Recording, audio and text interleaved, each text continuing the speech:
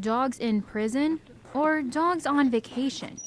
Good boy, Chase. I go attached to every one of them. You know, I've done almost a little over 100 dogs, including service dogs and stuff, and I've been attached to them all. Donald Roderick has been training dogs in prison for 10 years, and while he doesn't get to keep the dogs he's worked with, he and other handlers pretend these dogs are theirs for 4 weeks. Hello. Yes, hello. Good girl. Good hello. The program does basic obedience training with the dogs that we have in the program.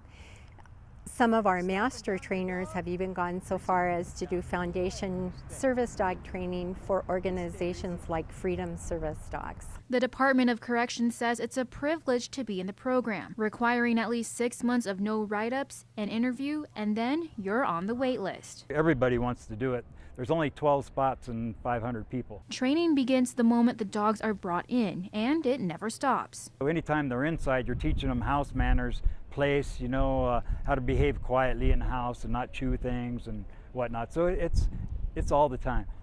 Prison leaders say the program is not only a great benefit to the offenders, but to the dogs as well. It's kind of a rescue also, because the biggest majority of the time when the dogs come to us, it's their last ditch effort before they lose their happy home. You know, you got a lot of people that come in, got a lot of the gang mentality and all this stuff. So I try to help them get rid of that kind of stuff and be responsible, do your chores, and we're with these guys 24/7, so you're always working with them, and you know, you take pride in what you do. Left circle.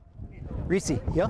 Yes, here, Reese. More than 11,000 dogs have come through the program since it was started back in 2002. Both young and old all come out with new tricks. Good girl. I've had dogs I've trained for Wounded Warriors for Camp Paws through Freedom Service in Denver. That was really rewarding to me. To know that they've saved a dog's life or a happy home is a huge reward for them. Reese, down. Good girl. Stay. Whether they're correctional industries dogs or private dogs, offenders say the hardest part is letting them go. When I'm training the fellas back here, what I tell them is, when a dog leaves Arrowhead and goes somewhere, they don't say, well, that dog's trained by so-and-so. They say that dog was trained at Arrowhead. So it reflects on the whole team, so it makes everybody pick up their game. I mean, you can teach an old dog new tricks, that's for sure. Did you?